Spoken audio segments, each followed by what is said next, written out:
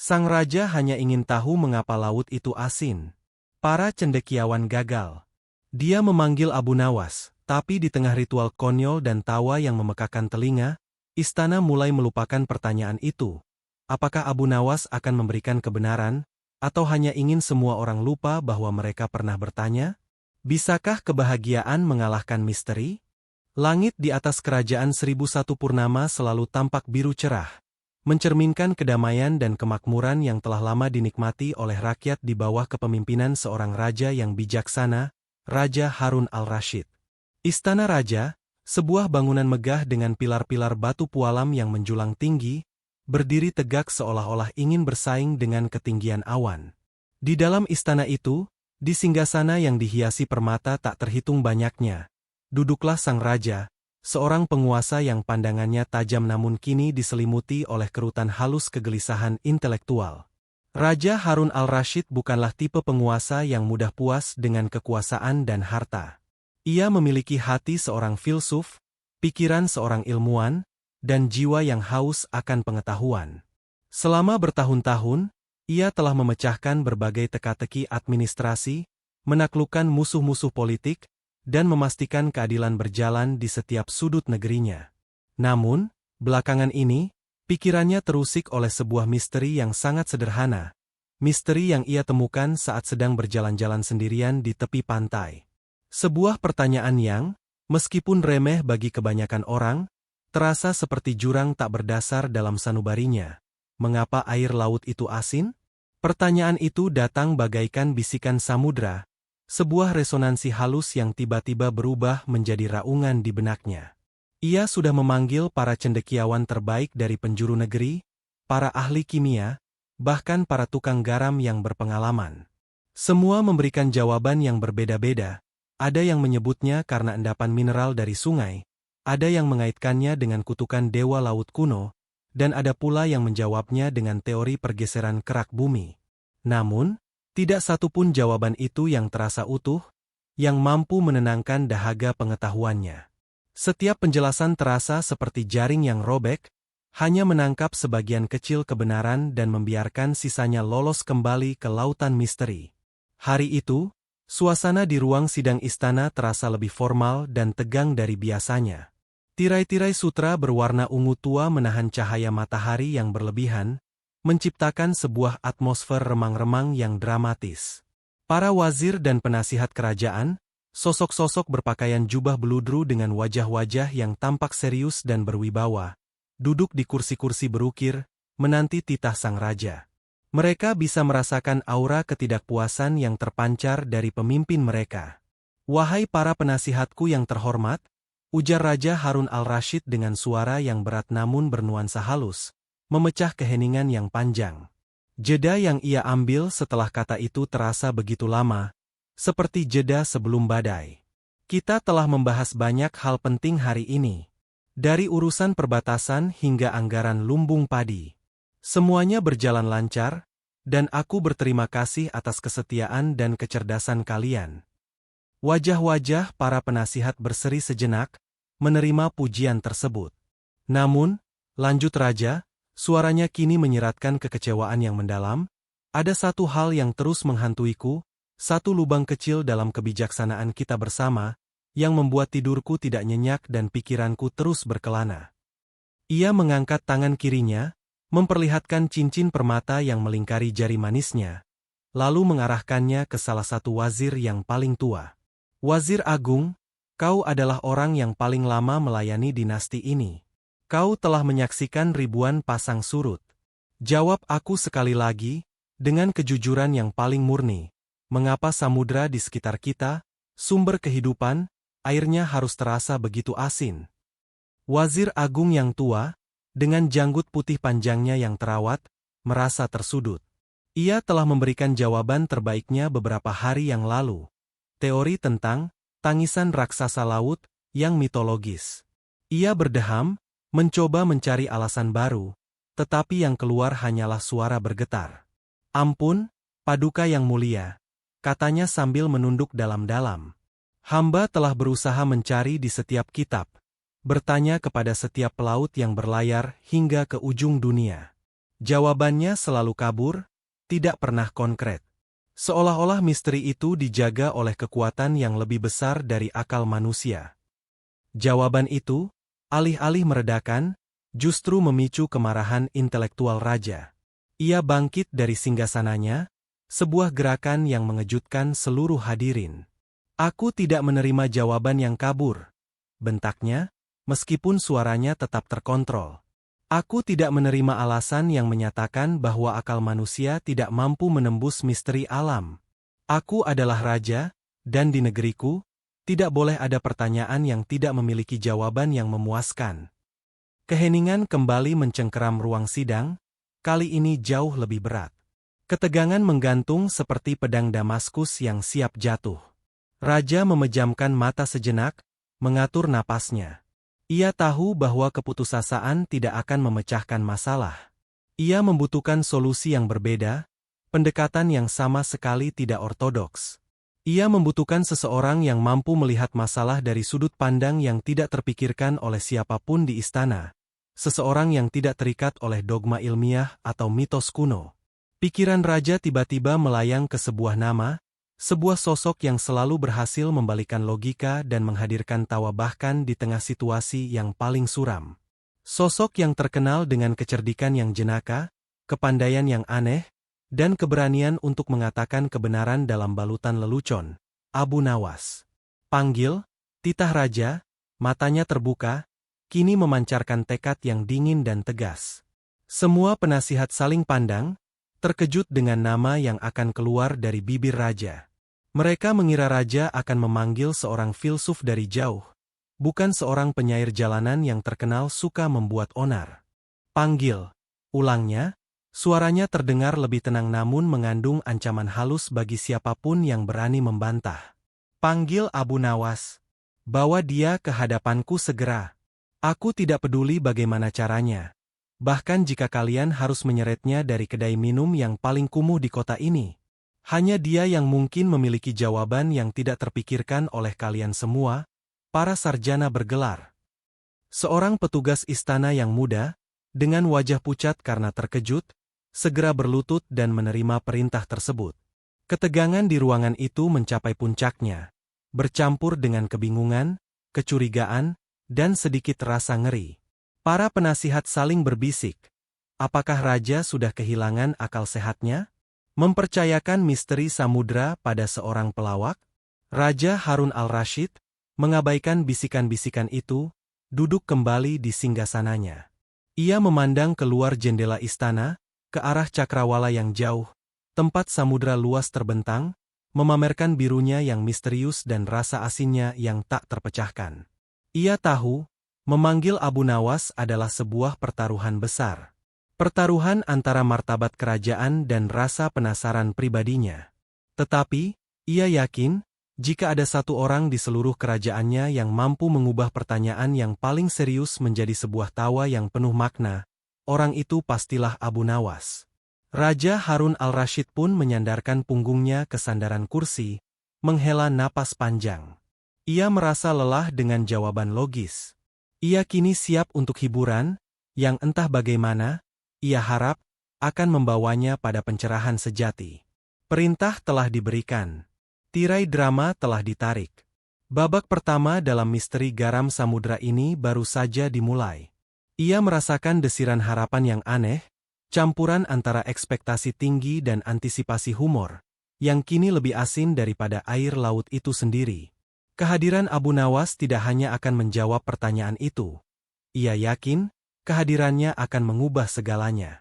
Perintah Raja Harun al-Rashid untuk memanggil Abu Nawas menggema dengan kecepatan kilat di seluruh koridor istana, menciptakan riak kejutan yang meluas hingga ke dapur tempat para juru masak sedang sibuk menyiapkan hidangan malam. Dalam waktu singkat, kabar itu bahkan telah mencapai telinga rakyat jelata, menimbulkan bisikan-bisikan geli dan rasa penasaran yang tak terpuaskan. Abu Nawas, sang maestro jenaka, bukanlah figur yang biasa dipanggil ke hadapan raja untuk urusan serius. Panggilannya ke istana biasanya hanya terjadi karena 3 alasan. Pertama, ia sedang terjerat masalah hukum karena leluconnya yang terlalu pedas.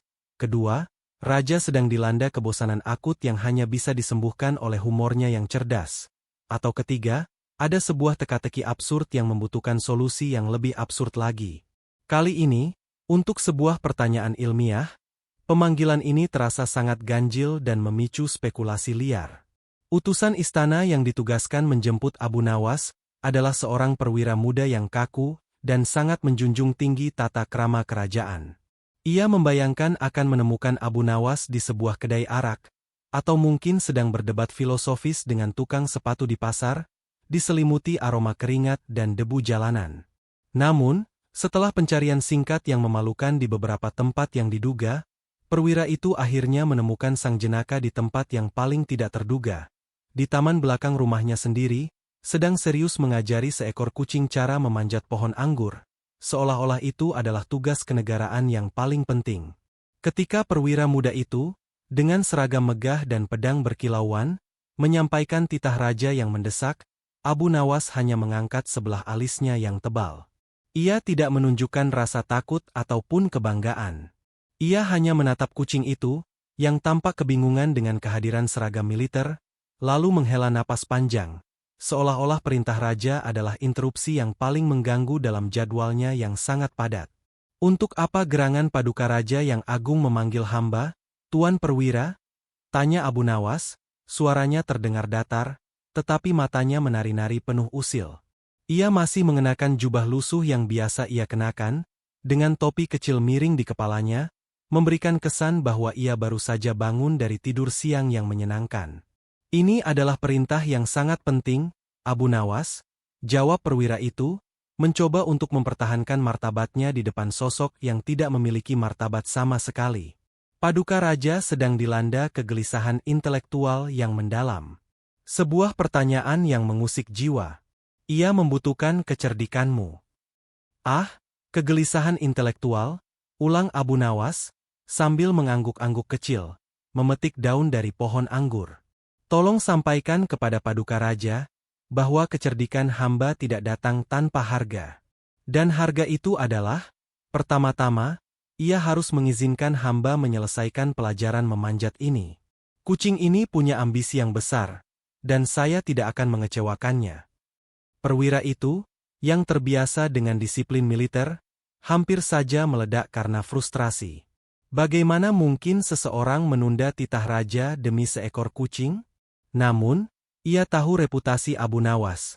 Semakin keras ia didesak, semakin aneh tingkahnya. Jadi, ia hanya berdiri kaku selama 5 menit yang terasa seperti 5 abad, menyaksikan Abu Nawas berinteraksi dengan kucing itu seolah-olah mereka adalah dua negarawan yang sedang membahas perjanjian damai. Setelah merasa cukup membuat perwira itu menderita dalam kebosanan yang mulia, Abu Nawas akhirnya bangkit. Baiklah, saya rasa ia sudah menguasai teori dasar gravitasi dan ketekunan, katanya riang. Mari kita pergi. Tapi Tuan Perwira, sebelum kita menuju istana, hamba harus singgah sebentar. Kemana? Tanya perwira itu curiga. Apakah ke tempat minum? Paduka raja menanti. Bukan tempat minum, jawab Abu Nawas sambil tersenyum misterius. Hamba harus pergi ke tempat yang paling penting. Hamba harus membeli 10 buah mentimun yang paling layu di pasar. Persiapan mental hamba membutuhkan kesegaran yang sudah lewat, begitulah aturannya. Maka, perwira istana yang terhormat itu harus menemani Abu Nawas ke pasar, membeli 10 buah mentimun yang benar-benar layu, yang bahkan penjualnya pun bingung mengapa benda-benda tersebut dibeli oleh seorang yang akan menghadap raja. Kedatangan mereka di istana menjadi sebuah tontonan yang memalukan sekaligus menghibur. Perwira yang tegap berjalan di samping Abu Nawas yang santai, membawa kantong lusuh berisi mentimun layu, seolah-olah itu adalah harta karun nasional. Pintu gerbang istana terbuka untuk mereka, dan Abu Nawas melangkah masuk ke dalam kemegahan yang luar biasa. Lantai marmer berkilauan memantulkan bayangan pilar-pilar emas. Udara dipenuhi aroma wangi-wangian mahal dan dupa Arab. Kemewahan itu dirancang untuk membuat siapapun yang datang dari luar, terutama dari kalangan rakyat jelata, merasa kecil dan gentar. Namun, kemewahan itu justru memicu respon yang sama sekali berbeda dari Abu Nawas. Saat ia berjalan melintasi aula utama menuju ruang singgasana, pandangannya tidak terpaku pada lampu gantung kristal yang tergantung megah, atau permadani Persia yang mahal di bawah kakinya. Sebaliknya, ia berhenti, menunjuk ke sebuah vas bunga porselen dinasti Ming yang berharga miliaran keping emas, yang ditempatkan dengan hati-hati di sudut ruangan. "Tuan Perwira," bisik Abu Nawas, ekspresinya sangat serius, seolah-olah ia baru saja menemukan sebuah konspirasi. "Lihatlah vas itu. Cantik, bukan? Tapi, apakah kau tidak melihatnya? Apakah kau tidak menciumnya?" Perwira itu bingung, mencondongkan tubuhnya, berusaha mencium aroma atau melihat cacat pada vas tersebut. "Mencium apa, Abu Nawas? Hamba hanya mencium aroma mawar dari taman." "Bukan," seru Abu Nawas, nyaris berteriak. "Aku mencium bau ketidakadilan." Vas itu berdiri sendirian di sana. Ia kesepian. Di istana semewah ini, apakah tidak ada vas yang sudah tua dan retak untuk menemaninya? Bukankah itu adalah kesombongan jika hanya vas sempurna yang diizinkan berdiri tegak di hadapan raja? Kasihanilah vas itu, Tuan Perwira. Ia butuh teman yang bernasib malang seperti Mentimun layu saya. Para pelayan yang kebetulan lewat, mendengar komentar itu, harus menutupi mulut mereka agar tawa mereka tidak terdengar. Ini adalah kejenakaan Abu Nawas. Ia tidak hanya melihat kemewahan, ia melihat absurditas yang tersembunyi di baliknya. Ia tidak takut, ia justru menertawakan ketegasan dan keseriusan istana. Tindakan ini, yang dianggap kurang ajar oleh para birokrat istana, justru mulai melonggarkan urat syaraf yang kencang di sekitar lingkungan kerajaan. Ia sudah mulai menjalankan misinya, meredakan ketegangan melalui humor. Akhirnya, mereka tiba di ruang singgasana. Di sana, Raja Harun al-Rashid duduk, dikelilingi oleh para wazir yang wajahnya masih kaku karena ketegangan bab 1. "Paduka yang mulia," seru Abu Nawas, berlutut dengan gerakan yang terlalu dramatis. Ia tidak menundukkan kepala sepenuhnya, melainkan sedikit mendongak, matanya yang cerdas mencari mata raja. Hamba yang paling hina, datang atas panggilan yang mulia. Mohon ampun atas keterlambatan hamba, tetapi hamba harus mengurus masalah gravitasi seekor kucing dan juga mencari 10 teman yang paling layu untuk menemani kecerdikan hamba." Ia mengacungkan kantong mentimun layu di udara. Para wazir terperangah. Mereka menahan napas, menunggu raja meledak karena penghinaan terang-terangan ini. Namun, yang terjadi justru sebaliknya. Raja Harun al-Rashid, yang sudah kelelahan oleh keseriusan para penasihatnya, menatap mentimun layu, lalu menatap mata Abu Nawas yang jenaka. Sebuah senyum tipis, senyum yang tulus, bukan senyum formal, akhirnya merekah di bibirnya. "Bangkitlah, Abu Nawas," titah raja, suaranya kini lebih lembut, mengandung sedikit nada hiburan. "Kau selalu tahu bagaimana cara membuat kedatanganmu menjadi sebuah pertunjukan. Aku tidak memanggilmu untuk urusan mentimun, meskipun aku menghargai persahabatanmu yang tidak biasa dengan sayuran yang sudah melewati masa puncaknya." Abu Nawas bangkit, berdiri tegak, membiarkan jubah lusuhnya kontras dengan kemewahan ruangan. Ia meletakkan kantong mentimunnya di lantai, tepat di samping karpet mahal raja, seolah-olah itu adalah tas diplomatik yang berisi dokumen kenegaraan yang penting. Tindakannya yang tidak terduga ini berhasil mencuri pandangan semua orang. "Paduka Raja," katanya, dengan nada yang kini berubah serius, tetapi dengan kilatan humor yang tetap tersimpan di matanya. "Hamba adalah hambamu, dan setiap perintahmu adalah kehormatan bagi hamba. Sekarang, tolong sampaikanlah, kegelisahan apakah yang telah membuat Paduka kehilangan nafsu makan dan tidur nyenyak?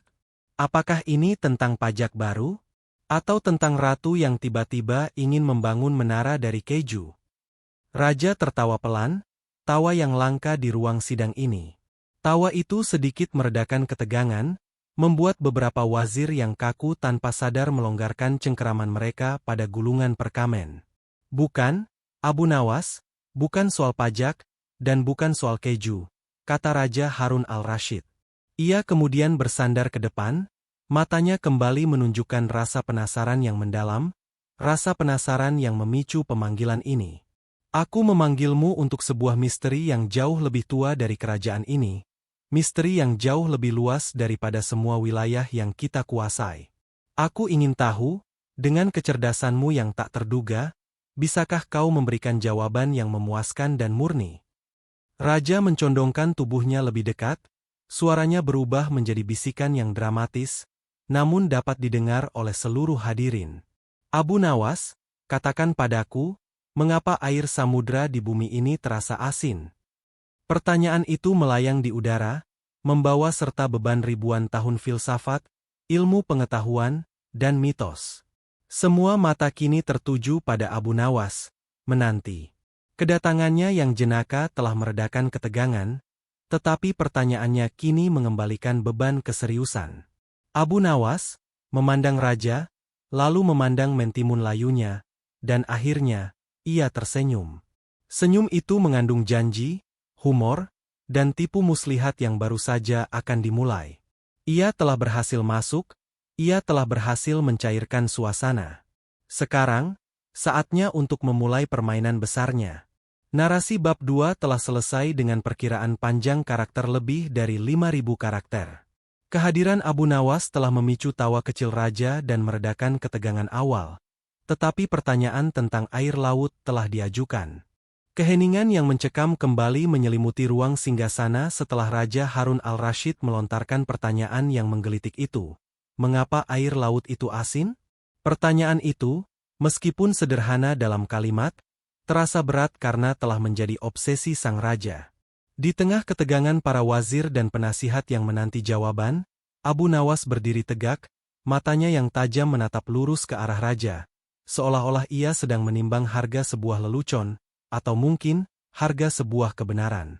Dia membiarkan keheningan itu bertahan lebih lama dari yang seharusnya. Jeda itu adalah bagian dari pertunjukannya, sebuah trik panggung untuk memastikan bahwa semua perhatian tertuju padanya. Ia lalu mengambil langkah perlahan ke depan, melewati karpet Persia yang mahal, hingga ia berdiri hanya beberapa langkah dari singgasana emas raja. Ia kemudian membungkuk, tidak terlalu rendah, tetapi dengan gerakan yang menunjukkan penghormatan yang mendalam, meskipun ada sedikit unsur teatrikal di dalamnya. Paduka yang mulia, Harun al-Rashid, ujarnya, suaranya kini terdengar rendah dan hikmat, sebuah kontras dramatis dari tingkah jenakanya saat masuk. Hamba telah mendengar pertanyaan agung Paduka. Ini bukanlah sekadar pertanyaan tentang kimiawi air, bukan pula tentang dongeng pelaut kuno. Ini adalah sebuah misteri yang terletak di jantung penciptaan itu sendiri. Para wazir saling pandang, terkejut. Mereka mengira Abu Nawas akan segera mengeluarkan lelucon atau tipuan konyol. Namun, ia justru berbicara dengan aura seorang ulama atau filsuf terkemuka.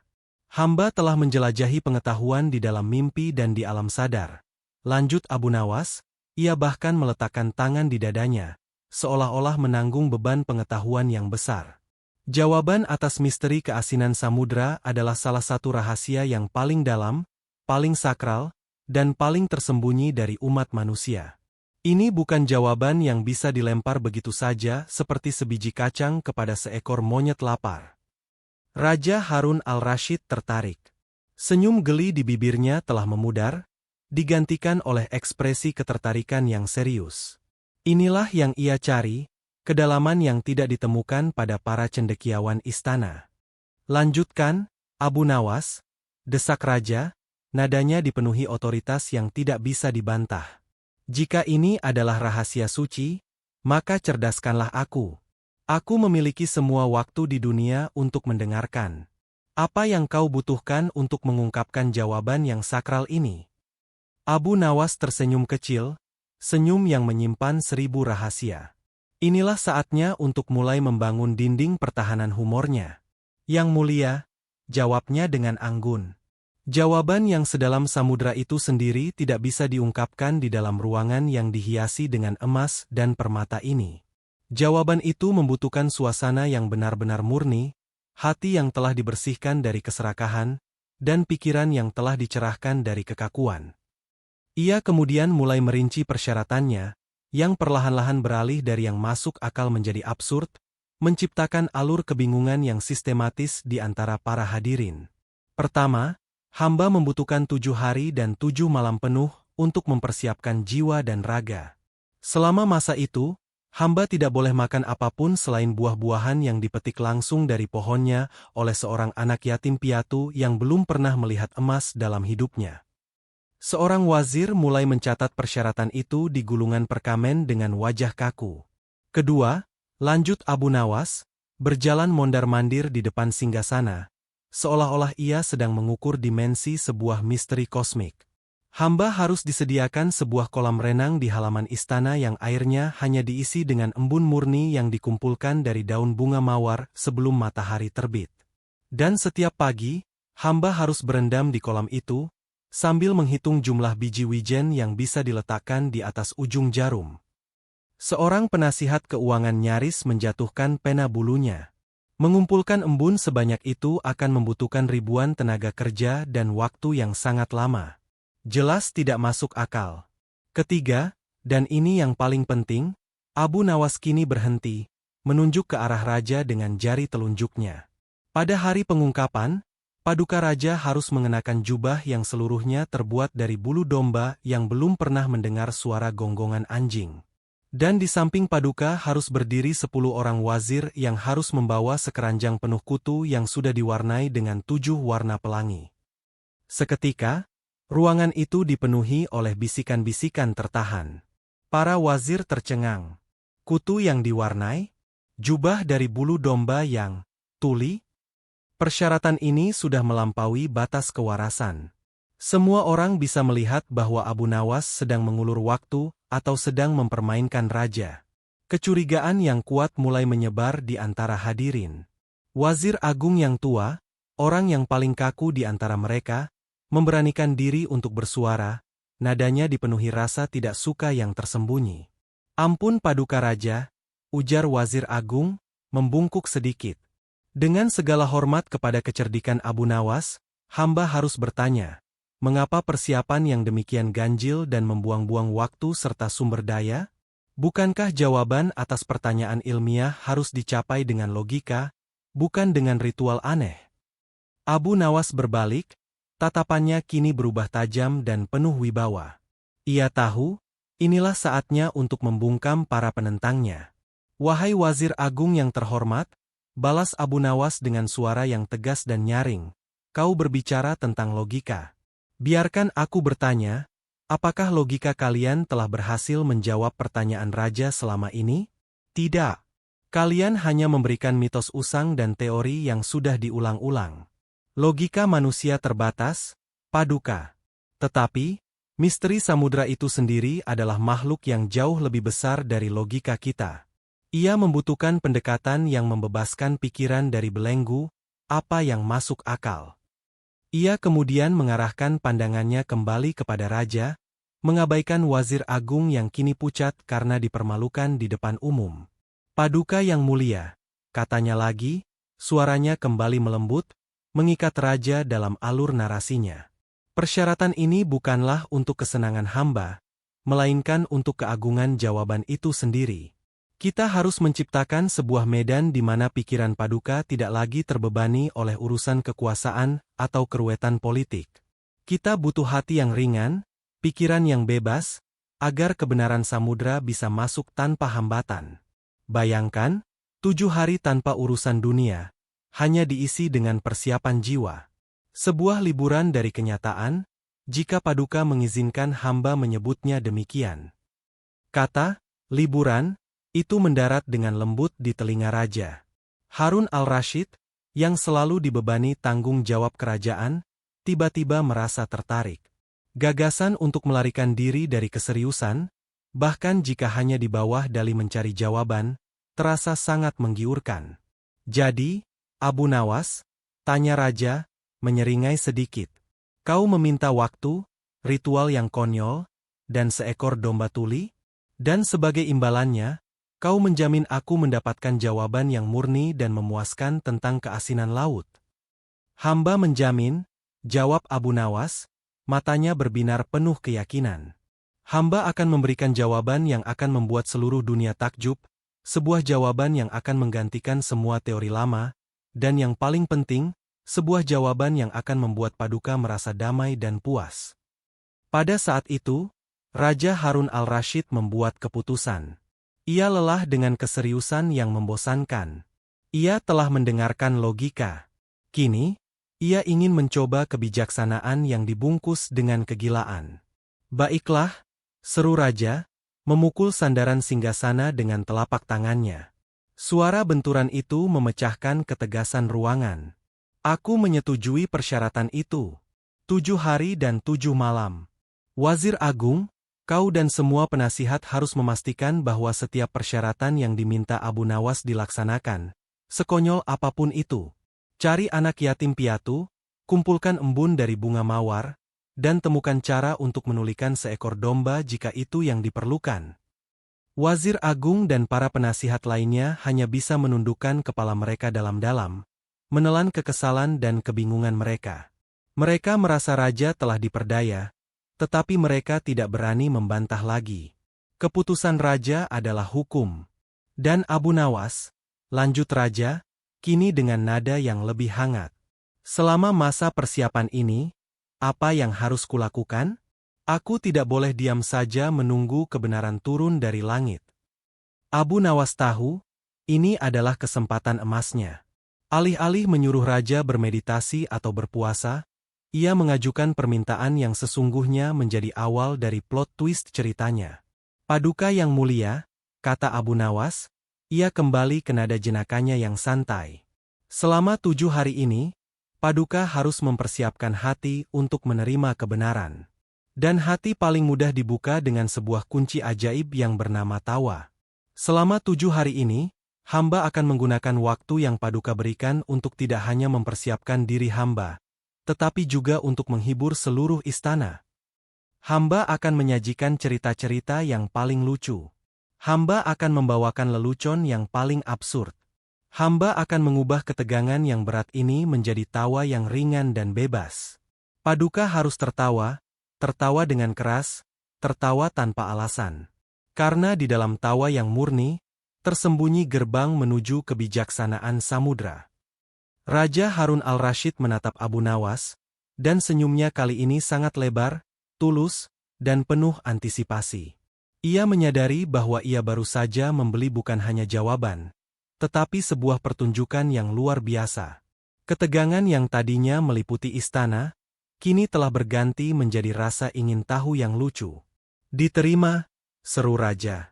7 hari persiapan, dan 7 hari tawa. Mulai besok, Abu Nawas, aku ingin istanaku dipenuhi suara kegembiraan. Sekarang, bawa pergi mentimun layumu. Aku sudah tidak sabar untuk mendengar cerita pertamamu. Abu Nawas membungkuk sekali lagi. Kemenangan sudah berada di tangannya. Ia tidak hanya berhasil mengulur waktu, ia telah mendapatkan izin resmi untuk mengubah seluruh suasana istana menjadi panggung komedinya. Ia berhasil mengalihkan fokus dari logika ilmiah ke kegembiraan emosional. Ia mengambil kantong mentimunnya, tersenyum kepada Wazir Agung yang masih memasang wajah masam, lalu dengan santai meninggalkan ruang sidang. Di belakangnya, para wazir dan penasihat berbisik-bisik, tercengang, bingung, dan sedikit banyak terhibur. Mereka tahu, 7 hari ke depan tidak akan pernah membosankan, meskipun mereka tidak yakin apakah mereka akan pernah mendapatkan jawaban tentang rasa asin air laut. Intinya, drama besar yang didorong oleh humor telah resmi dimulai. Fajar di hari pertama masa persiapan menyingsing dengan aura ketidaklaziman yang belum pernah terjadi sebelumnya di Istana Raja Harun al-Rashid. Biasanya, pagi di istana diisi dengan rapat-rapat serius, laporan keuangan, dan pertimbangan hukum. Namun, hari ini, suasananya dipenuhi oleh kegelisahan yang lucu dan aktivitas yang tidak masuk akal. Semua berkat Abu Nawas. Sesuai titah raja, Wazir Agung yang malang harus mengawasi pelaksanaan ritual ganjil tersebut. Bayangkan seorang Wazir Agung yang terhormat, dengan jubah beludru dan janggut terawat, harus berdiri di taman istana yang dingin, mengawasi 10 pelayan yang ditugaskan untuk mengumpulkan embun. Mereka menggunakan sendok perak kecil dan kain sutra halus, berusaha menangkap setiap tetes embun dari kelopak bunga mawar. Sebuah kolam renang kecil yang baru digali diisi perlahan-lahan oleh tetesan embun yang didapat dengan susah payah. Proyek yang jelas mustahil untuk diselesaikan dalam 7 hari, apalagi hanya dalam 1 malam. Di sisi lain taman, Abu Nawas sedang duduk di bawah pohon kurma, ekspresinya sangat khusyuk, seolah-olah ia sedang memecahkan teka-teki alam semesta. Di hadapannya, seorang anak yatim piatu yang wajahnya polos, disewa khusus sesuai permintaan, sedang memetik buah ara dari ranting tertinggi. Anak itu tampak bingung, tidak mengerti mengapa ia harus memetik buah dan mengapa pria yang aneh di depannya begitu tertarik pada apa yang ia lihat. Abu Nawas mendekati anak itu, mengambil 3 buah ara, dan memakannya dengan gerakan yang sangat lambat, seolah-olah setiap gigitan adalah bagian dari meditasi yang mendalam. Wazir Agung menghampirinya, wajahnya kaku karena lelah dan frustrasi. Abu Nawas, bisik Wazir Agung dengan nada penuh kesal. Aku mohon, jelaskan padaku. Mengapa semua ritual yang tidak masuk akal ini? Mengapa kau memaksaku mencari domba yang tuli dan mengumpulkan embun setetes demi setetes? Ini memalukan bagi martabat istana. Abu Nawas menatap Wazir Agung, mengunyah buah ara dengan penuh pertimbangan. Ia menghela napas panjang, seolah-olah beban rahasia samudra terlalu berat untuk ia tanggung sendiri. Wahai Wazir Agung yang terpelajar, kata Abu Nawas, suaranya kini kembali hikmat dan sedikit misterius. Tahukah Anda mengapa air laut itu asin? Wazir Agung membeku, merasa seperti pertanyaan itu menikamnya. Tentu saja tidak. Itu sebabnya kita memanggilmu. Tepat, seru Abu Nawas. Dan tahukah Anda mengapa Anda tidak tahu jawabannya?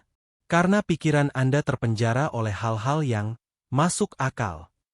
Asinnya air laut berhubungan dengan jumlah biji wijen di ujung jarum, berhubungan dengan kemurnian hati anak yatim piatu, dan berhubungan dengan bisikan domba yang tidak pernah mendengarkan gonggongan yang penuh kecurigaan.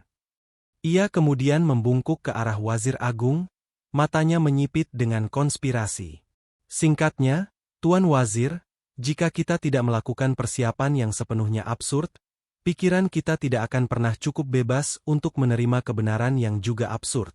Anggap saja ini sebagai pelatihan kelenturan otak. Wazir Agung hanya bisa mendengus kesal. Ia tahu ia sedang dipermainkan, tetapi logika Abu Nawas yang bengkok itu, entah mengapa, terdengar meyakinkan dalam konteks keputusasaan raja. Ia menyerah dan kembali mengawasi para pelayan yang kelelahan mengumpulkan embun. Sore hari itu, di aula utama istana, di mana biasanya diselenggarakan pertemuan resmi, Raja Harun al-Rashid duduk dengan penuh antisipasi. Di sekelilingnya, para penasihat dan petinggi istana berkumpul, bukan untuk membahas urusan negara, melainkan untuk menghadiri sesi hiburan pertama yang dijanjikan Abu Nawas. Suasana yang tadinya formal kini terasa aneh, sebuah perpaduan antara ketegangan yang menunggu lelucon dan kekakuan yang masih melekat pada etika istana. Abu Nawas muncul dengan pakaian yang sama lusuhnya, tetapi ia kini membawa 2 buah benda, sebuah kotak kayu kecil dan sebuah sangkar kosong. Ia berdiri di hadapan raja, membungkuk sebentar, lalu dengan cepat ia memulai pertunjukannya, tidak memberikan jeda untuk pertanyaan atau bantahan. Paduka Raja yang mulia, ia memulai dengan suara yang lantang dan ceria. Hari ini, saya memulai misi saya untuk membebaskan jiwa Paduka dari belenggu keseriusan. Untuk menjawab misteri air laut, kita harus memahami sifat dasar keberanian dan ketakutan. Ia mengangkat kotak kayu kecil itu tinggi-tinggi. Di dalam kotak ini, katanya dengan nada berbisik, terdapat seekor tikus yang paling pemalu di seluruh Baghdad. Tikus ini begitu takut pada bayangannya sendiri, sehingga ia hanya berani keluar pada malam tanpa bulan, dan hanya jika ia diyakinkan oleh 3 ekor jangkrik yang berjanji akan menyanyi dengan nada rendah. Para hadirin saling pandang, bingung. Ini bukan lelucon, ini adalah narasi yang aneh. Abu Nawas kemudian mengangkat sangkar kosong. Dan di sangkar kosong ini, lanjutnya, terdapat bayangan dari seekor kucing yang paling garang dan brutal. Bayangan ini, meskipun tidak berwujud, membawa kengerian yang membuat tikus yang ada di kotak ini gemetar tak terkendali. Raja Harun al-Rashid mencondongkan tubuhnya ke depan, matanya terpaku pada kotak dan sangkar. Ia mulai tertarik pada absurditas narasi tersebut. Sekarang, kata Abu Nawas, suaranya tiba-tiba berubah menjadi penuh teka-teki. Jika saya membuka kotak ini, maka tikus pemalu itu akan melihat bayangan kucing yang garang di dalam sangkar kosong. Menurut Anda, Paduka, apa yang akan dilakukan oleh tikus yang pemalu itu? Para wazir mulai berbisik-bisik, memberikan jawaban logis. Ia akan lari, kata seseorang. Ia akan pingsan, kata yang lain. Tidak, seru Abu Nawas, menggeleng-gelengkan kepalanya dengan dramatis.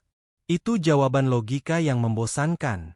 Mari kita coba jawaban yang membebaskan. Paduka Raja, tebaklah. Raja Harun al-Rashid tersenyum. Ia memutuskan untuk mengikuti alur cerita yang gila ini.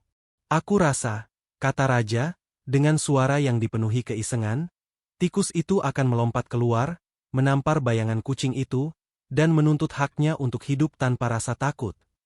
Seluruh istana tertawa, terkejut dengan jawaban raja yang sama tidak masuk akalnya.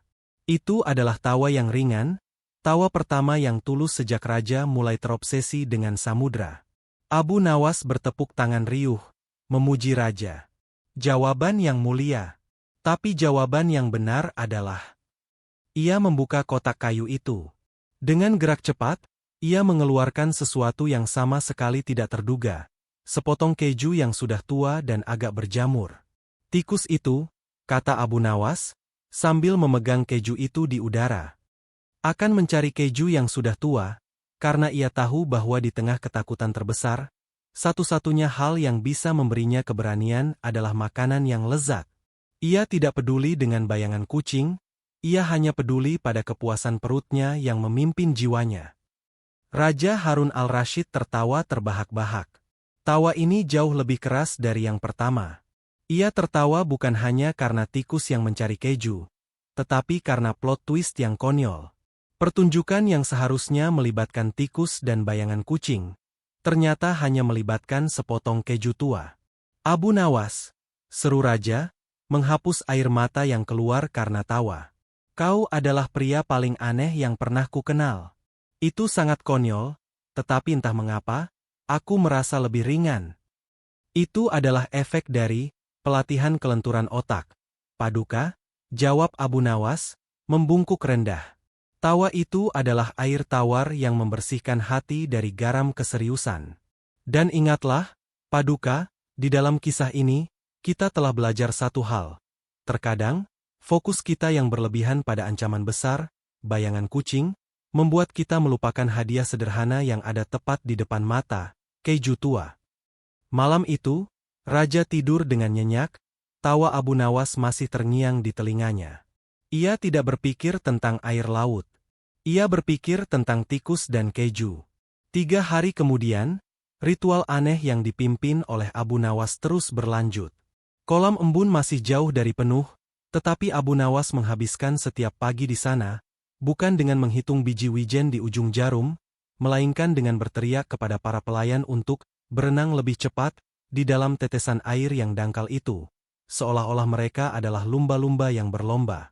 Setiap malam, ia memberikan pertunjukan baru, yang semuanya dirancang untuk membuat raja dan istana tertawa hingga lupa diri. Salah satu lelucon yang paling sukses adalah tentang sajak 7 sapi yang kehilangan nada.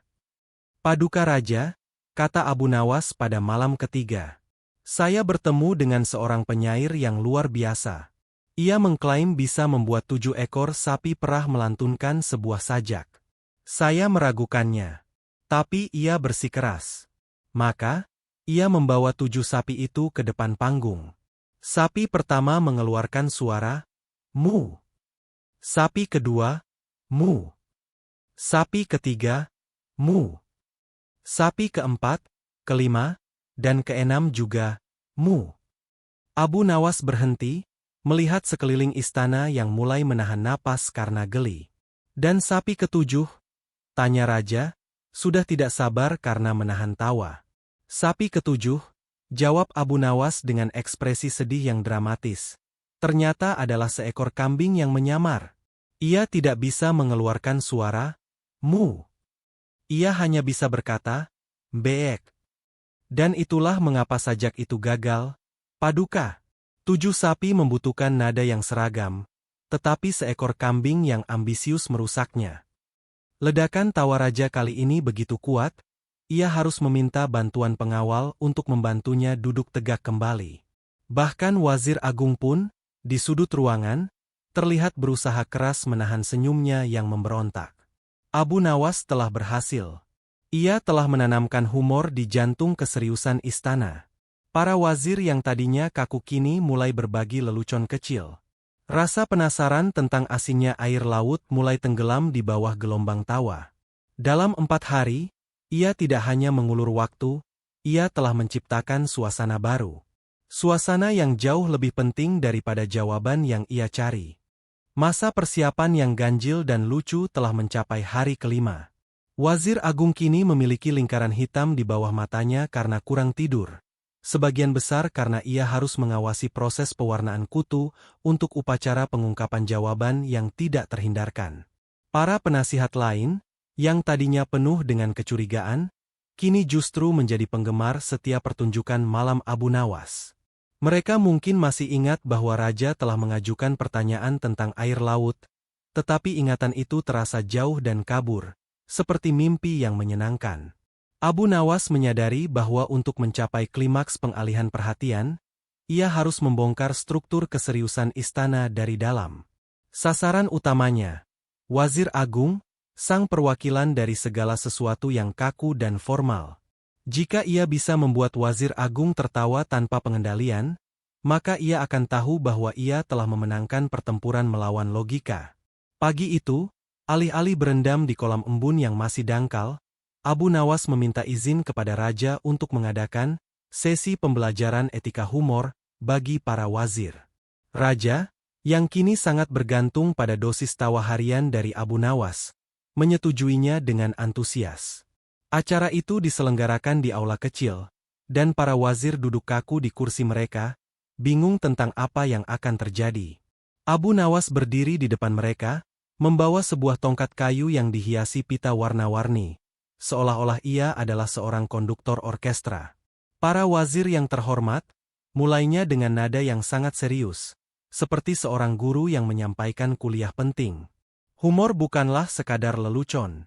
Humor adalah seni membalikkan harapan. Dan untuk membalikkan harapan, kita harus terlebih dahulu menguasai seni kepura-puraan. Wazir Agung mendengus pelan, tetapi tetap diam. Contoh, lanjut Abu Nawas, menunjuk langsung ke Wazir Agung. Tuan Wazir Agung, izinkan hamba menggunakan ketegasan paduka sebagai contoh sempurna dari kepura-puraan. Semua orang di istana ini melihat paduka sebagai pilar kebijaksanaan, sebagai batu karang yang tidak tergoyahkan. Itu adalah harapan mereka. Lalu, tanya Wazir Agung dengan nada menantang. Lalu, kata Abu Nawas, tersenyum jahil. Bayangkan jika sekarang, di depan semua rekan paduka, paduka tiba-tiba berdiri, mengangkat kaki paduka setinggi mungkin, dan berpura-pura menjadi angsa balet yang sedang mencari sepatu barunya. Itu adalah pembalikan harapan. Bisakah paduka melakukannya? Seluruh wazir lainnya langsung tertawa terbahak-bahak, membayangkan sosok Wazir Agung yang agung dan bermartabat itu menari balet seperti angsa. Wazir Agung sendiri wajahnya langsung memerah padam. Itu adalah penghinaan yang terang-terangan, namun dibungkus dalam konteks yang disetujui raja. Hari ke-6 masa persiapan telah tiba. Tinggal 1 hari lagi sebelum pengungkapan sakral tentang misteri asinnya air laut.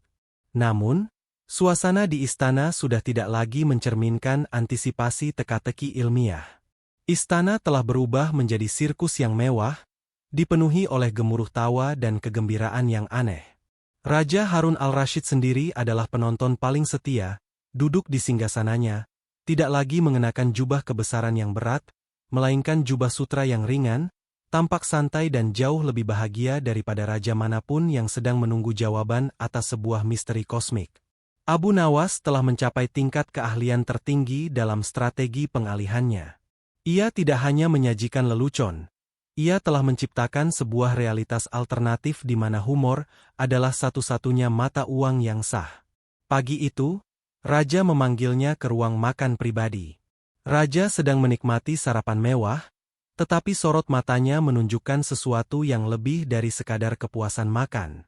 Abu Nawas, ujar Raja sambil tersenyum lebar, menunjuk ke sebuah piring penuh manisan madu. Duduklah.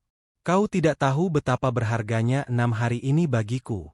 Aku merasa beban 1000 kerajaan telah terangkat dari bahuku. Urusan negara berjalan mulus, para wazir tampak lebih ramah satu sama lain, dan bahkan burung-burung di taman tampak berkicau dengan melodi yang lebih ceria. Semuanya berkat dirimu dan lelucon-lelucon gila itu. Abu Nawas duduk, mengambil sepotong buah tanpa diminta, dan mengangguk dengan serius. Paduka yang mulia, itulah kekuatan, terapi tawa Abu Nawas. Ketika hati bersih dari garam keseriusan, pikiran akan menemukan kebahagiaan sejati. Raja menghela napas puas. Aku hampir lupa mengapa kau ada di sini pada awalnya. Kata-kata raja itu mendarat di telinga Abu Nawas seperti lonceng kemenangan. Hampir lupa. Itu adalah kalimat yang ia nantikan. Hampir lupa apa, Paduka?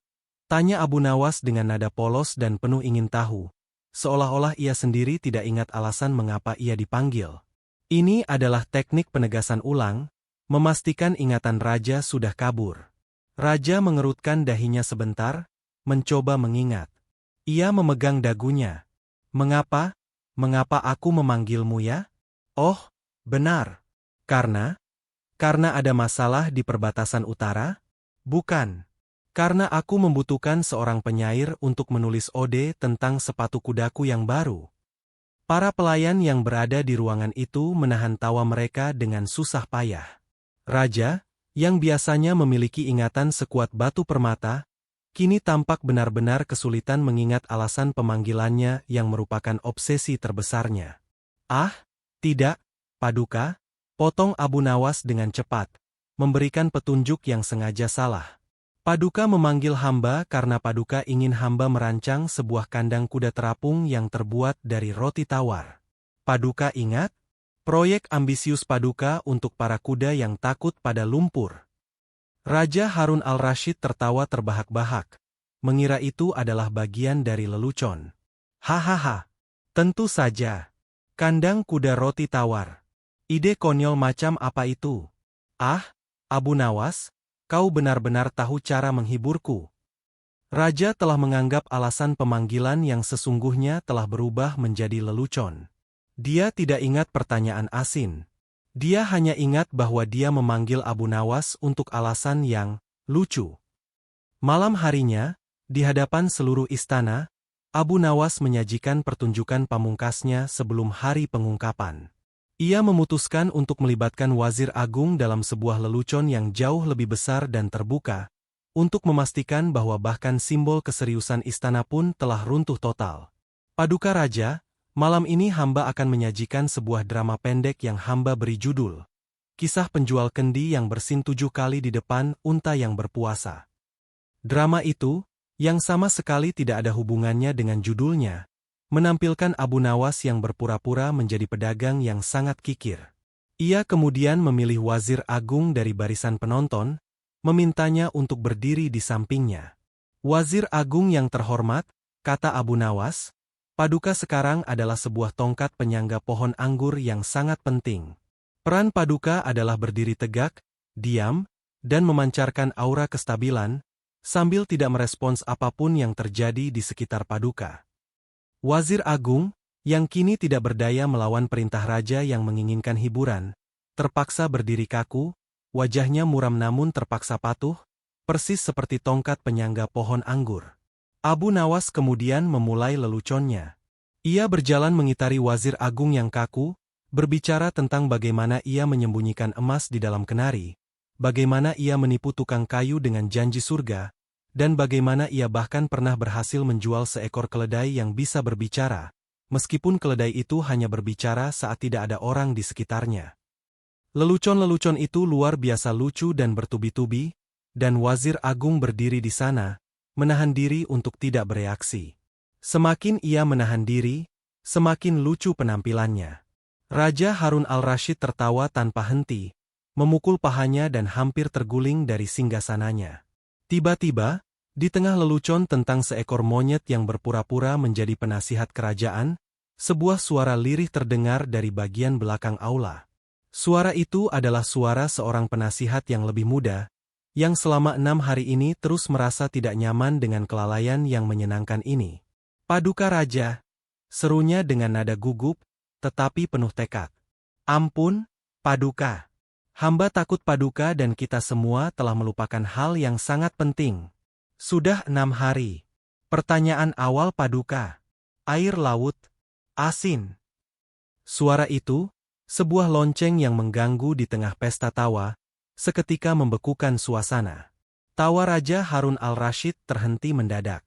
Wajah Wazir Agung, yang selama ini kaku seperti tongkat, berkedut sedikit. Seluruh istana terdiam. Puncak konflik telah dimulai. Raja memandang ke arah penasihat muda itu, matanya menyipit, bukan karena marah, tetapi karena kebingungan yang tulus. "Air laut asin? Apa hubungannya dengan Abu Nawas, Nak?" tanyanya, suaranya mengandung nada keanehan. Ia benar-benar telah melupakan obsesi awalnya, menggantikannya dengan narasi, kandang kuda roti tawar, dan tawa.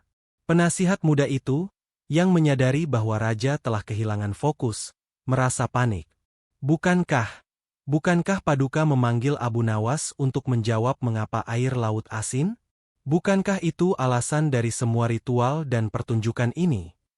Raja Harun al-Rashid menoleh ke Abu Nawas, yang kini memasang ekspresi sangat terkejut dan sedikit tersinggung. Abu Nawas tahu ia harus bertindak cepat, sebelum benang ingatan raja terjalin kembali. "Wahai Paduka Raja yang mulia," seru Abu Nawas, dengan suara yang dipenuhi kekecewaan yang sangat dramatis. "Sungguh kejam. Tuan penasihat ini, yang tampaknya adalah agen rahasia dari kerajaan keseriusan, mencoba menyabotase ritual sakral kita." Ia berjalan mendekat ke raja, mencondongkan tubuhnya, berbisik dengan lantang yang bisa didengar semua orang. "Paduka, air laut asin karena sebuah alasan yang sangat dalam. Dan alasan itu adalah..." Semakin Paduka tertawa, semakin hamba merasa Paduka akan melupakan betapa bodohnya pertanyaan itu. Tuan penasihat ini tidak menghargai kebebasan jiwa Paduka. Abu Nawas kemudian berbalik ke arah Wazir Agung, yang masih kaku sebagai tongkat penyangga pohon anggur. Dalam sebuah gerakan yang cepat dan tidak terduga, ia mencubit hidung Wazir Agung. Wazir Agung yang terhormat, di bawah serangan mendadak itu, tanpa sadar tersentak dan mengeluarkan suara yang keras dan melengking, seperti seekor ayam jantan yang baru terbangun dari mimpi buruk tentang pajak telur. Suara itu, yang begitu tidak terduga, begitu memalukan, dan begitu kontras dengan sosoknya yang kaku, memicu ledakan tawa yang luar biasa dari Raja Harun al-Rashid. Tawa raja kali ini tidak hanya riang. Itu adalah tawa penyelamat, tawa yang memutus rantai logika yang baru saja dihidupkan kembali oleh penasihat muda itu. Raja tertawa begitu keras hingga ia harus menahan perutnya. Air mata keluar dari matanya. Ia tidak ingat lagi soal air laut. Ia hanya ingat suara konyol Wazir Agung dan tingkah jenaka Abu Nawas. Fokusnya kembali ke dalam tawa, dan benang ingatan tentang samudra pun terputus lagi. Penasihat muda yang mencoba mengingatkan raja itu, hanya bisa menundukkan kepala, dikalahkan oleh kekuatan humor yang luar biasa. Ia adalah satu-satunya orang di istana yang masih mengingat pertanyaan itu, dan ia tahu, usahanya telah gagal total.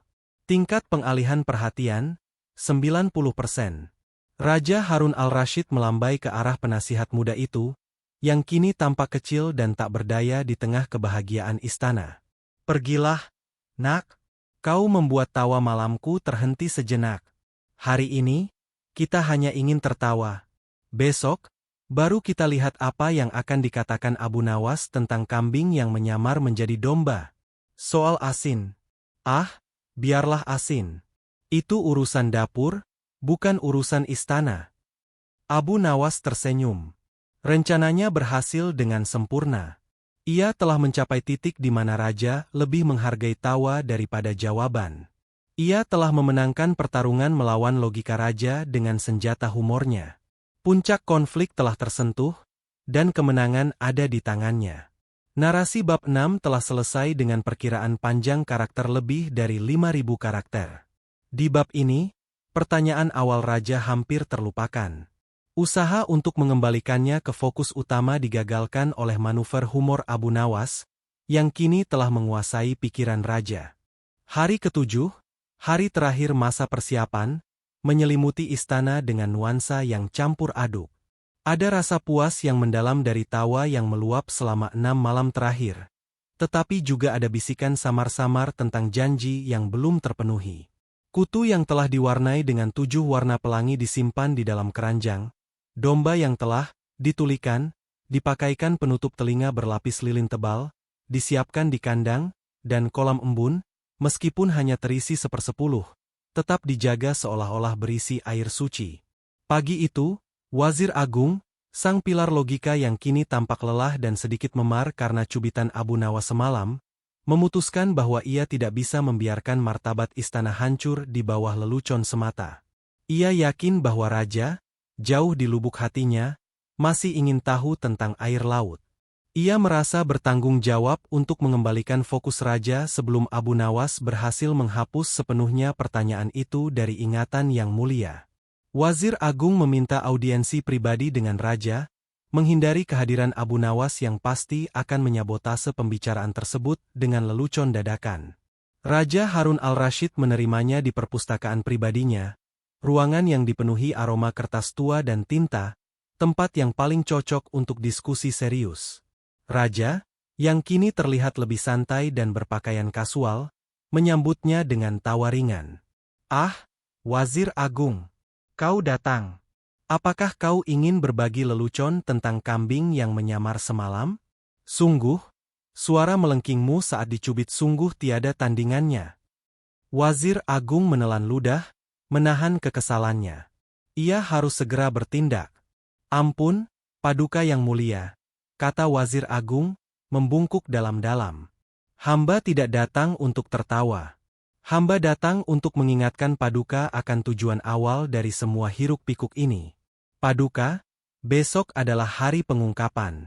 Besok, Abu Nawas harus menjawab teka-teki samudra." Raja mengusap dagunya, wajahnya menunjukkan kebingungan yang nyata. "Teka-teki samudra? Oh, benar. Kandang kuda roti tawar. Aku sudah menyuruh tukang roti untuk membuat fondasi yang paling keras. Apakah ada masalah dengan adonannya?"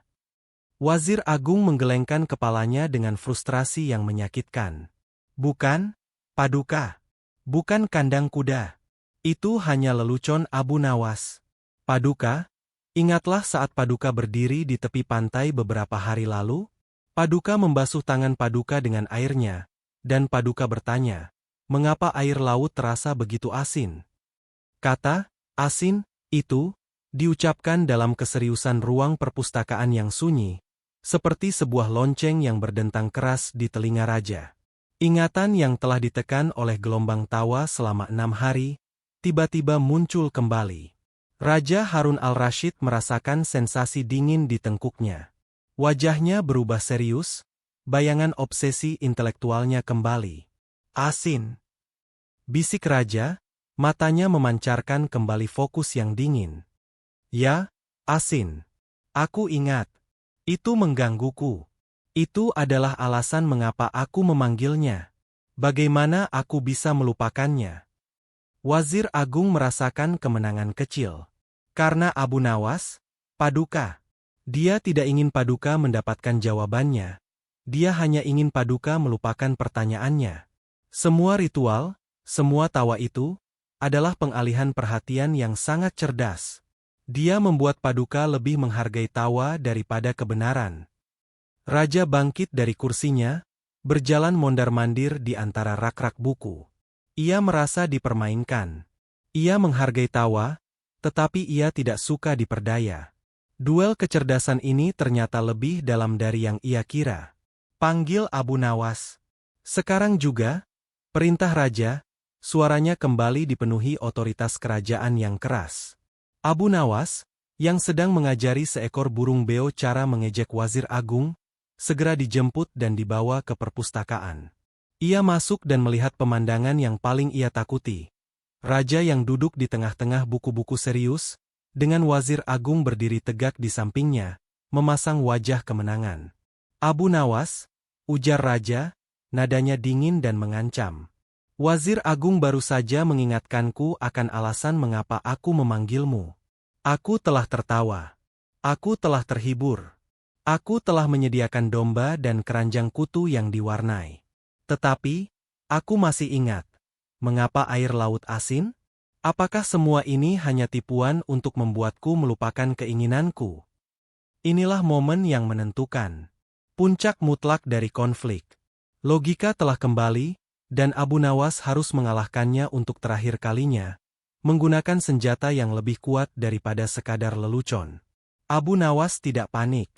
Ia membungkuk, tetapi ketika ia bangkit, ekspresinya adalah perpaduan antara kesedihan, kekecewaan, dan hormat yang tulus. Paduka Raja yang mulia, katanya, suaranya bergetar dengan emosi yang tampak jujur. Hamba bersedih, tetapi hamba menghormati kejujuran Wazir Agung. Ia benar. Ada saatnya, hamba memang ingin Paduka melupakan pertanyaan itu. Raja Harun al-Rashid terkejut dengan pengakuan terbuka itu. Mengapa, Abu Nawas? Apakah kau tidak tahu jawabannya? Hamba tahu, Paduka, seru Abu Nawas, menunjuk kerak buku dengan gerakan dramatis. Hamba tahu jawabannya. Jawaban itu ada di dalam gulungan perkamen yang paling tua, diukir di dalam batu permata yang paling murni. Tetapi hamba tidak ingin Paduka mendengarnya. Mengapa? Tuntut Raja, bangkit. Abu Nawas mengambil langkah maju, matanya kini dipenuhi keseriusan yang menusuk. Ia mengabaikan Wazir Agung dan hanya berbicara kepada Raja. Karena, Paduka, ia memulai, nadanya berubah menjadi bisikan rahasia yang mengikat perhatian. Jawaban atas misteri keasinan laut adalah sebuah kebenaran yang sangat menyedihkan dan sangat pahit. Sebuah kebenaran yang, jika Paduka mendengarnya, akan menghapus semua tawa yang telah hamba perjuangkan selama 6 hari ini. Ia akan menghilangkan kebahagiaan yang baru saja Paduka temukan. Misteri itu adalah tentang kutukan samudra, lanjut Abu Nawas, menyusun narasi yang sepenuhnya palsu namun meyakinkan. Air laut menjadi asin karena ia harus menampung semua air mata yang tumpah di bumi ini. Air mata kesedihan, air mata penyesalan, air mata keserakahan, dan air mata perang. Semakin manusia menderita, semakin banyak garam yang masuk ke samudra, sebagai pengingat abadi akan penderitaan manusia. Ia berhenti, membiarkan kebohongan yang tragis itu meresap. Wajah Raja kini menunjukkan kepedihan yang mendalam. Kebahagiaan santai yang ia rasakan telah digantikan oleh rasa ngeri dan kesedihan. Wazir Agung, melihat bahwa Raja mulai terpengaruh oleh narasi tragis ini, segera mencoba menyelamatkan logika. Omong kosong, Paduka. Itu hanya tahayul konyol. Secara ilmiah, keasinan berasal dari... Diam, teriak Raja, memotong Wazir Agung. Raja Harun al-Rashid tidak ingin mendengar tentang mineral dan sungai lagi. Ia sudah tenggelam dalam drama emosional yang diciptakan Abu Nawas. Abu Nawas mengambil kesempatan itu. Ia berlutut di depan Raja, dengan ekspresi yang begitu sedih hingga air matanya sendiri tampak berkaca-kaca. Paduka, pintanya dengan suara yang menyentuh jiwa. Hamba melihat Paduka telah menemukan kebahagiaan sejati selama 6 hari ini. Paduka telah tertawa tanpa batas. Hamba telah melihat kegembiraan yang tulus di mata Paduka, yang jauh lebih berharga daripada semua permata di istana ini. Hamba menciptakan tawa itu agar Paduka lupa akan pertanyaan yang membawa kesedihan ini. Apakah Paduka benar-benar ingin menukar 6 hari tawa Paduka, hanya untuk 1 detik kebenaran pahit tentang samudra yang menangis? Raja Harun al-Rashid menatap Abu Nawas yang berlutut, kemudian menatap Wazir Agung yang kaku dan penuh logika di belakangnya. Ia merasakan duel yang hebat di dalam dirinya, antara kehausan akan pengetahuan logis, asin, dan kebutuhan mendalam akan kebahagiaan emosional, tawa. Pada momen ini, Raja tidak memilih logika. Ia memilih hatinya yang ringan. Ia telah menyadari bahwa tawa Abu Nawas telah memberikan kedamaian yang tidak pernah bisa diberikan oleh jawaban ilmiah manapun. Raja menghela napas panjang, penyesalan dan pencerahan bercampur menjadi satu. Ia mencondongkan tubuhnya ke depan, tangannya memegang lengan Abu Nawas. "Abu Nawas," katanya, suaranya lemah. "Kau memang luar biasa. Kau benar. Kau telah memberiku sesuatu yang lebih berharga daripada jawaban.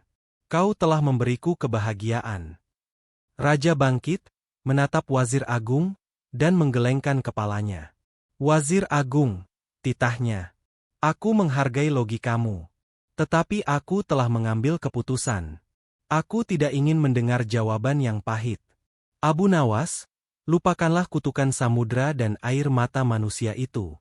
Aku telah melupakan pertanyaanku. Aku telah memilih tawa." Kemenangan Abu Nawas sudah mutlak. Ia tidak hanya mengalihkan perhatian Raja. Ia telah mengubah prioritas emosional Raja.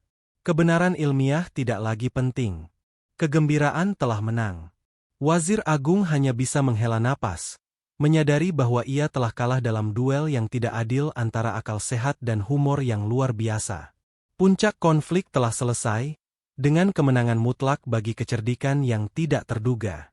Keputusan Raja Harun al-Rashid di perpustakaan, bahwa ia memilih untuk melupakan pertanyaan yang menyedihkan demi mempertahankan tawa, mengirimkan gelombang kelegaan yang luar biasa ke seluruh jiwa Abu Nawas.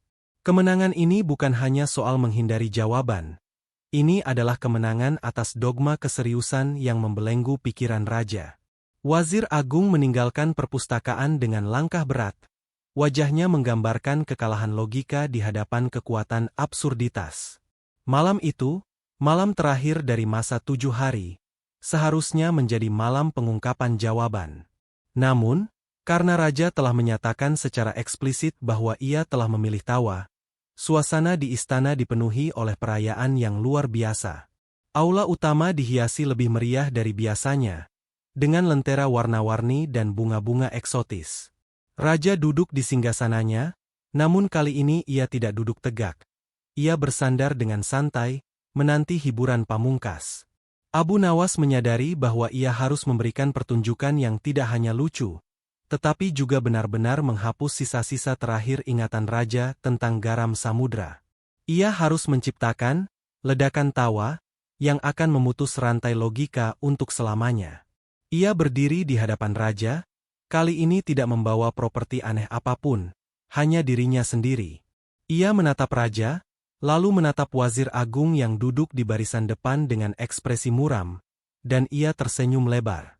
"Paduka Raja yang mulia," mulai Abu Nawas, suaranya kini terdengar seperti seorang penceramah yang sangat bersemangat. "Malam ini, kita merayakan kebebasan dari pertanyaan. Hamba tidak akan memberikan jawaban yang pahit. Hamba akan memberikan kebenaran yang jauh lebih manis. Dan kebenaran itu datang dari kisah tentang seorang pedagang permadani yang sangat kaya raya, yang memiliki obsesi aneh terhadap kaus kaki bekas."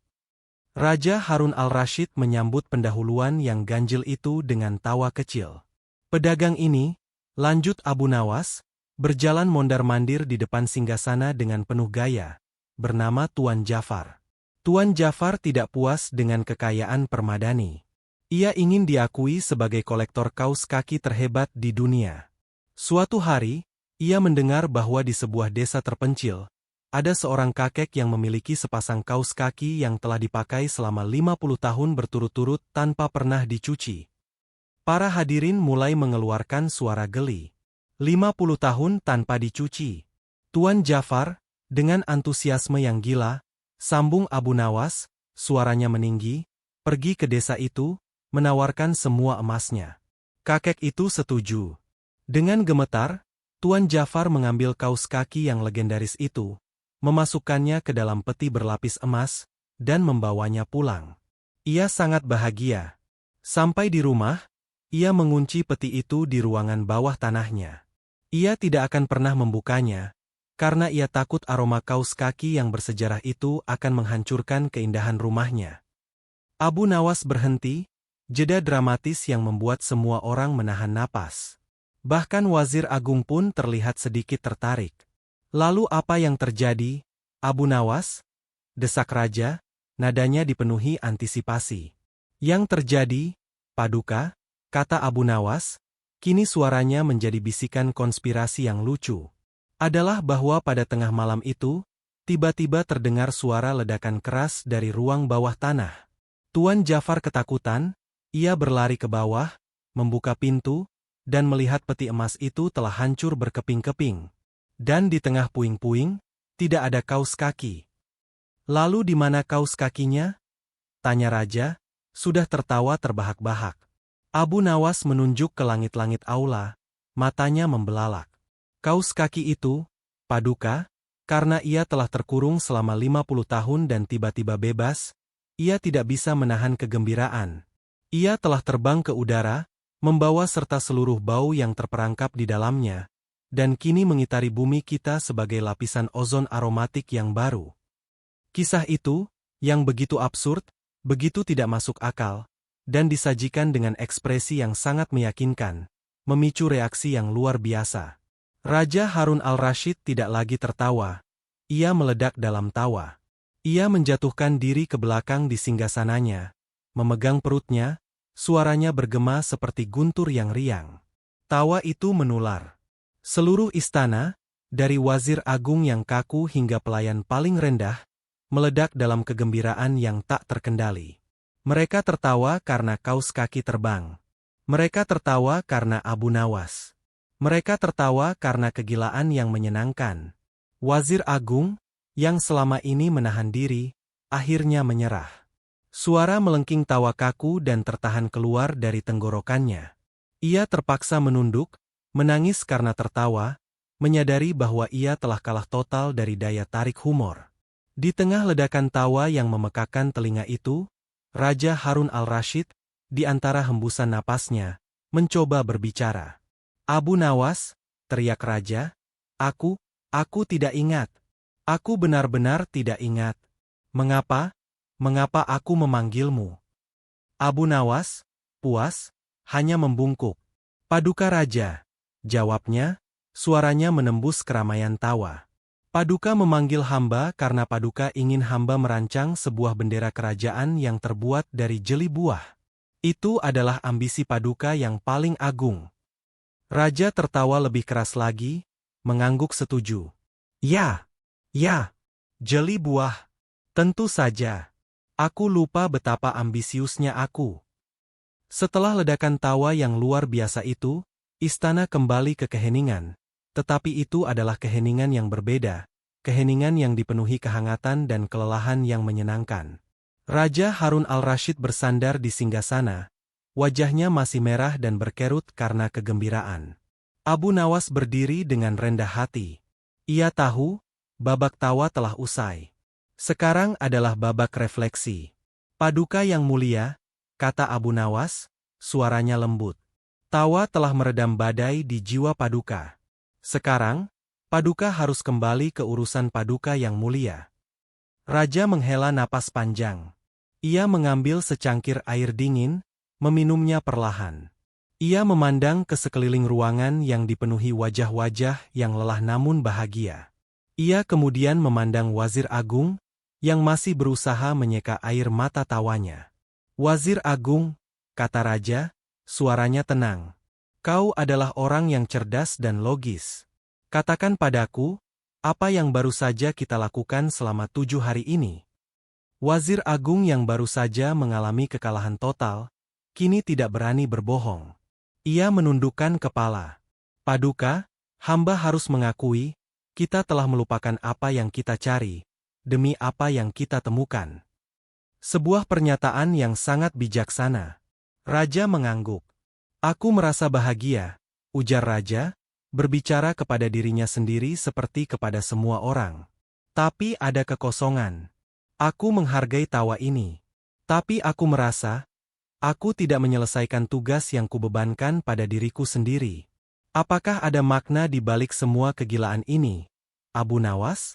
Atau kau hanya benar-benar menipuku? Abu Nawas tersenyum misterius. Paduka, hamba tidak pernah menipu. Hamba hanya mengubah cara Paduka melihat kebenaran.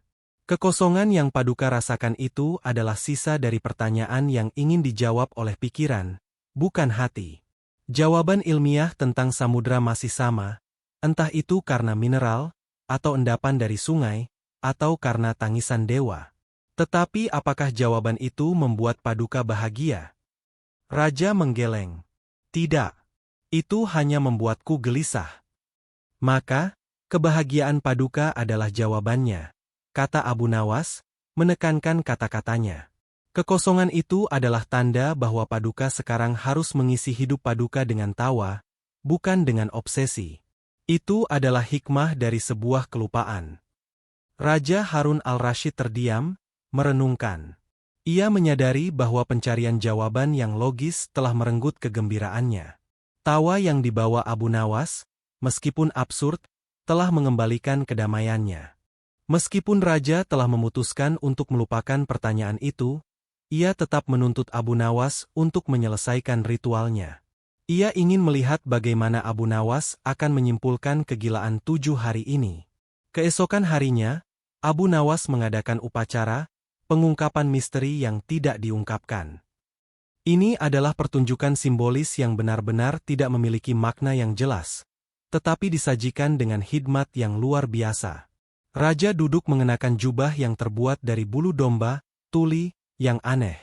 Dan di sampingnya duduk 10 wazir yang menahan malu sambil memegang keranjang berisi kutu yang diwarnai. Suasana kembali formal, tetapi dengan kegelian yang terselubung. Abu Nawas berdiri di depan mereka, memegang 7 wadah kecil yang berisi garam laut asli, garam gunung, gula pasir, debu jalanan, air mata buaya, yang dikumpulkan dengan susah payah, serbuk sari bunga mawar, sebuah batu kecil. Paduka yang mulia, kata Abu Nawas, suaranya bergema. Hari ini, kita menyaksikan tarian 7 garam dan 7 pelangi. Ini adalah inti dari misteri samudra. Ia kemudian mulai menari, sebuah tarian yang aneh dan canggung. Sambil menari, ia mengambil satu persatu wadah garam laut, katanya, menaburkan sedikit ke udara. Adalah rasa dari kehidupan yang Paduka nikmati. Garam gunung, ia menaburkan lagi. Adalah rasa dari logika yang Paduka perjuangkan. Gula pasir, katanya, adalah rasa dari tawa yang telah Paduka temukan. Ia terus menari, menaburkan setiap benda dengan gerakan yang dramatis, sementara para wazir di samping raja harus menjaga agar kutu yang diwarnai di keranjang mereka tidak melarikan diri. Puncaknya adalah ketika ia mengambil batu kecil itu. Dan batu ini, Paduka, ujarnya sambil melemparkannya ke udara, lalu menangkapnya kembali. Ini adalah jawaban. Ia keras, dingin, dan tidak memberitahu kita apa-apa. Persis seperti jawaban yang terlalu serius dan logis. Ia kemudian mengambil semua wadah yang kosong dan mencampurnya menjadi satu di dalam baskom. Ia mengambil sedikit air dari kolam embun, yang masih belum penuh, menuangkannya, lalu mengaduknya. Dan inilah, seru Abu Nawas, mengangkat baskom itu ke udara. Campuran dari semua absurditas, semua logika, dan semua tawa. Ini adalah air samudra yang telah dijinakkan oleh kegembiraan. Ia tidak memberikan jawaban ilmiah apapun. Ia memberikan sebuah pertunjukan yang sangat simbolis namun sepenuhnya kosong dari makna rasional. Raja Harun al-Rashid dan seluruh istana hanya menatap dengan keheranan dan kekaguman yang didasari kebingungan. Mereka tidak mengerti apa yang mereka lihat, tetapi mereka terhibur dan puas. Mereka bertepuk tangan meriah. Ritual telah selesai. Jawaban yang tidak dijawab telah diterima. Beberapa hari setelah upacara, tarian 7 garam dan 7 pelangi, kehidupan di istana kembali normal, tetapi dengan perubahan permanen. Suasana menjadi lebih ringan, raja lebih sering tertawa, dan para wazir bahkan mencoba menceritakan lelucon, meskipun mereka sangat buruk dalam hal itu. Misteri air laut asin tampaknya benar-benar terkubur. Namun, takdir memiliki cara yang lucu untuk menguji kemenangan Abu Nawas. Suatu sore, Raja Harun al-Rashid sedang berjalan-jalan di taman, ditemani oleh seorang pelayan kecil berusia sekitar 7 tahun, putra dari kepala juru masak. Anak kecil itu, yang tidak tahu apa-apa tentang kegelisahan intelektual Raja, berjalan di samping Raja, memegang tangan sang Raja yang besar. Mereka berhenti di dekat air mancur, tempat air mengalir jernih. "Paduka Raja?" tanya anak kecil itu dengan suara polos dan ingin tahu, apakah air yang kita minum ini sama dengan air di laut yang besar? Raja tersenyum, menyukai kesederhanaan pertanyaan itu. "Airnya sama-sama air, nak. Tapi yang ini tawar, dan yang di laut sana." Raja berhenti. Kata itu, asin, kembali muncul di benaknya. Tetapi kali ini tanpa obsesi, hanya dengan rasa ingin tahu yang santai. Anak kecil itu menyelesaikan kalimat Raja dengan polos. "Asin? Kenapa asin, Paduka? Apakah ada yang menaburkan garam raksasa di sana?" Pertanyaan itu, yang datang dari kemurnian seorang anak kecil, membuat Raja tersenyum lebar. Ia tidak marah atau gelisah. Rasa penasaran itu telah kembali, tetapi kali ini dalam dosis yang jauh lebih sehat. Ia melihat Abu Nawas sedang duduk di bangku taman, mengawasi seekor burung pipit. Raja berjalan menghampiri Abu Nawas, membawa serta anak kecil itu. "Abu Nawas," ujar Raja, nadanya santai dan geli. Tuan kecil ini, yang baru mengenal keindahan samudra, mengajukan pertanyaan yang dulu pernah membuatku gila. Dia bertanya, "Mengapa air laut itu asin? Apa jawabanmu untuk hati yang polos, yang tidak akan hancur oleh kebenaran pahit yang kau ciptakan?" Ini adalah pengujian terakhir bagi Abu Nawas. Raja bertanya lagi, tetapi kali ini dengan hati yang telah dibersihkan oleh tawa. Abu Nawas menoleh ke arah anak kecil itu, membungkuk sedikit sehingga mata mereka sejajar. "Tuan kecil yang ingin tahu," kata Abu Nawas dengan suara ramah. "Aku akan memberikan jawaban yang sangat rahasia. Apakah kau siap?" Anak itu mengangguk dengan mata berbinar. Abu Nawas menarik napas dalam-dalam, lalu menatap lurus ke mata anak kecil itu, dan kemudian ke mata Raja Harun al-Rashid. "Dengarkan baik-baik," bisik Abu Nawas, menciptakan momen dramatis. Air laut itu asin karena dua alasan yang tersembunyi. Pertama, karena di dasar laut tersembunyi sebuah lemari ajaib. Lemari itu berisi semua lelucon yang gagal dan semua kata-kata kotor yang pernah diucapkan manusia. Semua itu bercampur di dalam air, dan itulah yang membuatnya terasa pahit dan asin. Anak kecil itu tertawa terbahak-bahak. Raja Harun al-Rashid tersenyum geli. "Dan kedua," lanjut Abu Nawas, suaranya kembali serius, tetapi dengan kilatan jenaka di matanya. "Air laut itu asin, Paduka, karena kita lupa untuk tertawa cukup keras." Ia mengangkat bahu. Jika semua manusia di bumi tertawa dengan keras secara bersamaan, tawa itu akan menciptakan gelombang kebahagiaan yang begitu besar, sehingga ia akan menyapu semua lelucon gagal, dan kata-kata kotor itu. Ia akan membuat samudra menjadi tawar, seolah-olah ia adalah air mata kegembiraan yang murni. Jadi, Abu Nawas menyimpulkan, samudra asin sebagai pengingat, kita harus lebih sering tertawa. Anak kecil itu mengangguk dengan pemahaman yang mendalam. Ia sepenuhnya menerima jawaban yang absurd dan filosofis itu. Ia menoleh kepada Raja, "Paduka, kita harus tertawa lebih keras lagi agar laut menjadi tawar." Raja Harun al-Rashid menatap Abu Nawas. Tidak ada sedikit pun ilmu pengetahuan dalam jawaban itu. Itu adalah metafora murni tentang kondisi manusia.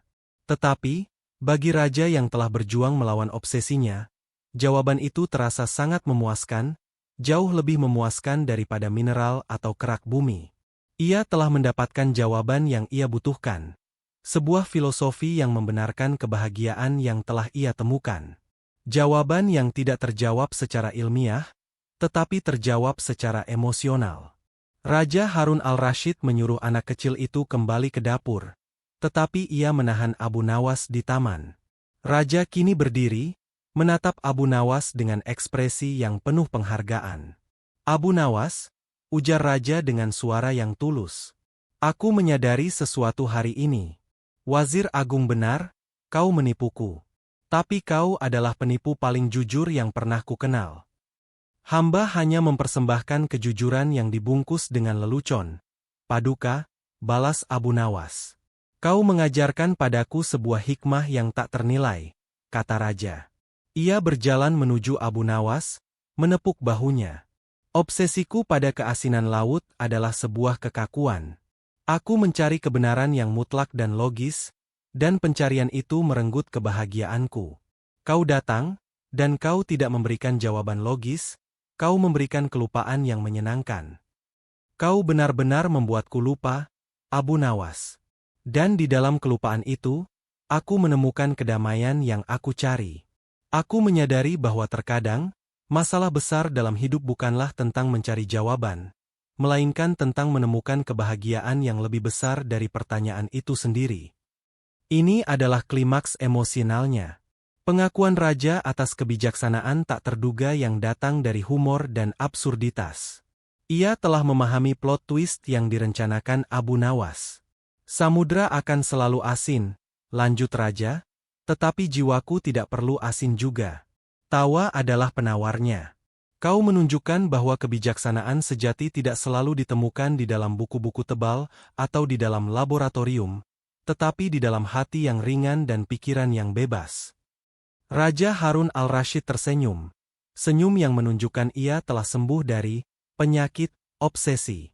Ia telah menerima bahwa ia tidak tahu mengapa air laut asin, dan ia baik-baik saja dengan hal itu. Hari berikutnya, Raja Harun al-Rashid mengadakan sidang istana, namun kali ini bukan untuk membahas urusan negara, melainkan untuk sebuah upacara penghargaan. Semua wazir dan penasihat hadir, termasuk Wazir Agung, yang kini tampak lebih lembut dan bahkan mencoba tersenyum, meskipun hasilnya agak menyeramkan. Raja Harun al-Rashid duduk di singgasana, dan ia memanggil Abu Nawas untuk berdiri di hadapannya. Wahai rakyatku yang kusayangi, ujar Raja dengan suara lantang dan penuh gembira. 7 hari yang lalu, aku memanggil Abu Nawas untuk menjawab sebuah pertanyaan yang menggangguku. Mengapa air laut asin? Hari ini, Abu Nawas telah memberikan jawabannya.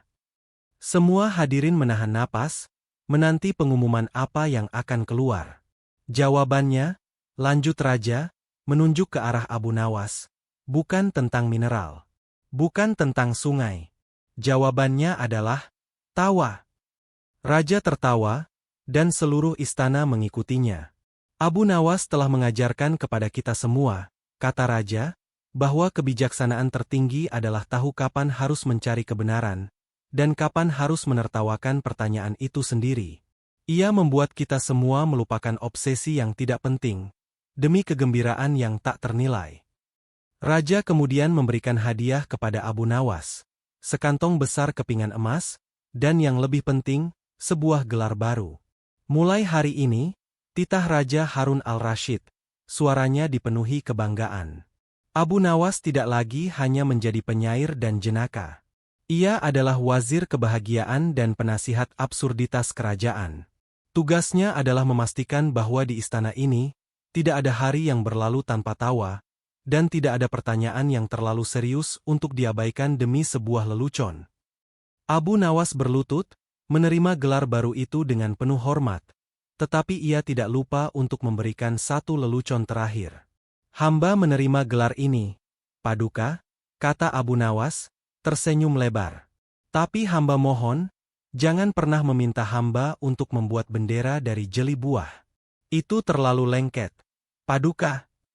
Raja dan seluruh istana tertawa riuh untuk terakhir kalinya. Pelajaran telah diambil. Martabat istana telah berganti dengan kehangatan. Raja Harun al-Rashid telah meletakkan obsesinya tentang rasa asin air laut, dan sebagai gantinya, ia menemukan warisan tawa yang jauh lebih berharga. Air laut mungkin tetap asin, tetapi kehidupan di Istana 1001 Purnama telah menjadi sangat manis. Semua 14 bab telah selesai, dengan setiap bab memiliki panjang karakter minimal 5.000, alur maju yang berkelanjutan, puncak konflik di bab 7, dan resolusi yang sesuai dengan plot twist yang diminta.